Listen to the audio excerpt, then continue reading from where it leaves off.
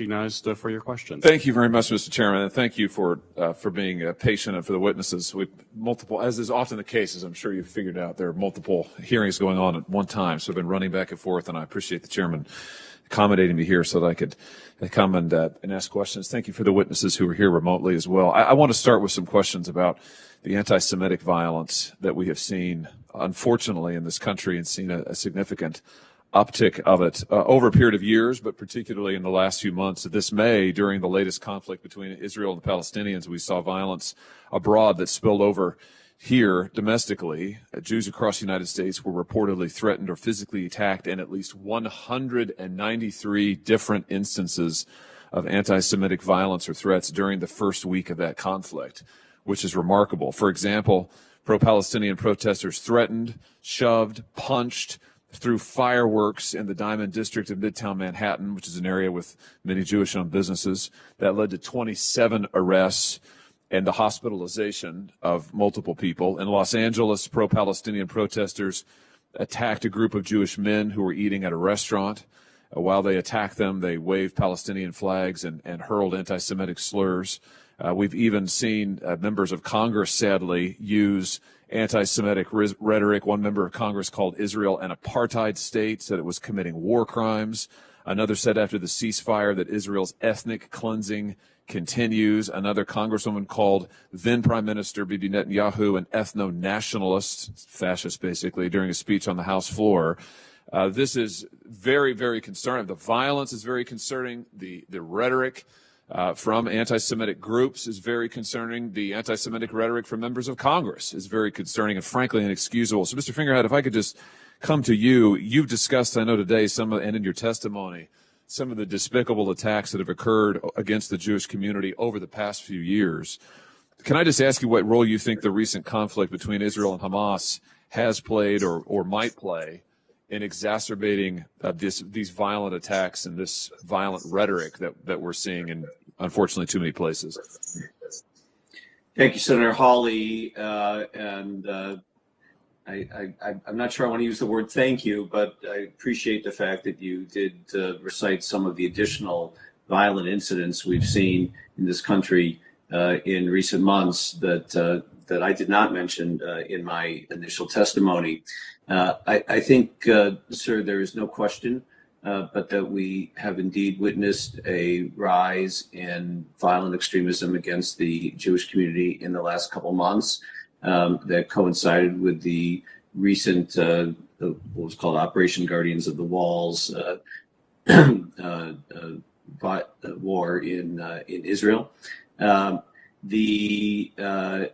I have no doubt that is also being reflected not only in the actual physical attacks, but in the threats that are being recorded by law enforcement and the threats that are being tracked by organizations like ADL and others.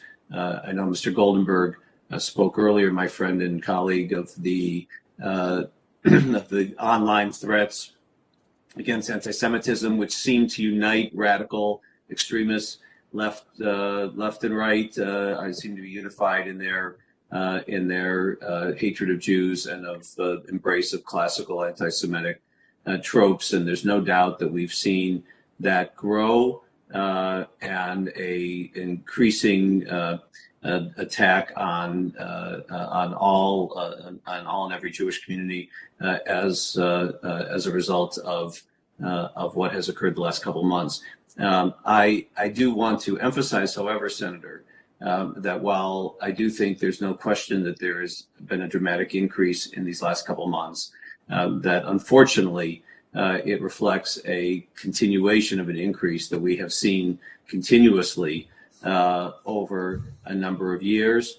That, as I indicated earlier, I believe since the passage of the Hate Crime Statistics Act, which Mr. Henderson spoke so knowledgeably of earlier in his responses to the panel's questions, that for 23 straight years of the gathering of the statistics under the Hate Crime Statistics Act by the FBI, the Jewish community was the religious organization singled out for the largest number of those recorded statistical threats and attacks.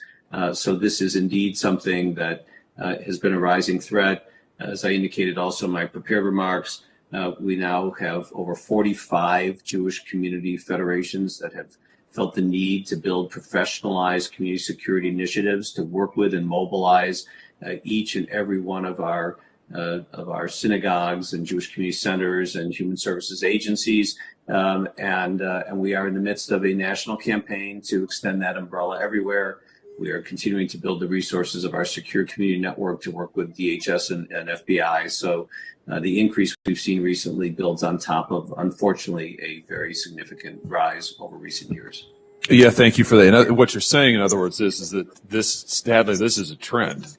And it is a trend of many years in the making, and recent events have accelerated it. And it's unbelievably sad that the security measures that you just described, that so many synagogues and other Jewish communities, neighborhood communities are taking, it's unbelievably sad that these measures are necessary, and it's unbelievably wrong that they are necessary in this country. I want to ask you, just to come back to the events of this last May, this last spring, do you think that the current administration offered enough support for the Jewish community during the recent conflict? And I mean American Jews, the Jewish community in the United States. And is there anything else that, in a proactive sense, you would like to see the administration or Congress do? And here's where I'm going with this, Mr. Fingerhut. It just simply can't be that every time there is a conflict involving the state of Israel, that it therefore becomes okay to attack American Jews. It becomes okay to engage in anti-Semitic conduct publicly. I mean, that just simply can't be the case, because, as you say, we're dealing here with a long-term rise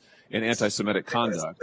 And the idea that, oh, well, we'll just say that it's anti-Israel and therefore it's okay. I mean, that we cannot possibly condone that as a way to see further, to excuse further violence, further rhetoric. So what more can Congress and the administration do? Yes, Senator Hawley, first of all, I could not agree with you more that it cannot possibly be okay, and it is not okay that every time there is conflict in the between Israel and its neighbors, that it results in a rise in anti-Semitic attacks in this country. It is unacceptable, and I agree with you completely. You asked two different questions. The first was you asked about the response of the President Biden and Biden administration. I will say that they did speak out forcefully with regard to the increase in anti-Semitism that came about during this most recent conflict. I want to thank Mr. Henderson, Mr. Yang, and all the other civil rights organizations that joined in a forceful statement letter to President Biden. I believe over 180 organizations spoke out together at that time to the president, to the Biden administration, and the president personally responded within 24 hours to that letter. I also want to acknowledge the recent nomination of Professor Deborah Lipstadt as the special envoy for anti-Semitism, something that had been long sought by the Jewish community and that we hope the Senate will take up expeditiously. I want to acknowledge as well, also again with Mr. Yang, we were proud to support together with the Asian American Pacific Islander community and the Leadership Conference the No Hate Act, which recently passed, which will enhance the crime and statistics. So as to your second question, Senator Hawley, with what regard to what more Congress can do, I believe we've covered it to some extent, but I know that it's important to repeat because of the nature of this hearing that we are nowhere near the funding levels necessary for the nonprofit security grant program. We need to enhance the ability of FEMA and the state agencies to work with faith-based institutions of all kinds to help them harden their facilities, and we need to provide the comprehensive designation necessary so that we attack this problem comprehensively. Senator Hawley, you know very well, and you've spoken beautifully about it on many occasions, the important critical role that the faith-based community and the nonprofit sector plays in American civil society. We are partners with government in every respect in delivering human services and caring for our community, in providing the emotional and educational well-being of our community.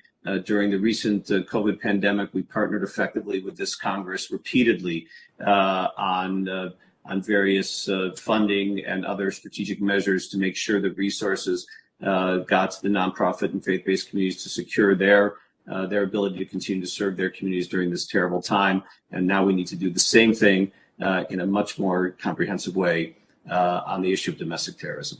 Thank you very much for that testimony. And Mr. Chairman, I'll say in conclusion, again, thank you, Mr. Chairman, for your generosity here. But I just wanted to say in conclusion that I think it's vital that we are clear that anti-Semitism in any guise, whether it's from the right or whether it's from the left, whatever its excuse is wrong. And as a person of faith, I just want to say, taking a stand on my faith, that it is wrong. It is morally wrong, and there should be and can be no excuse for it, whether it's wrapped up in a policy excuse or something else. But we've got to be absolutely crystal clear about that. Thank you, Mr. Chairman. Thank you, Senator.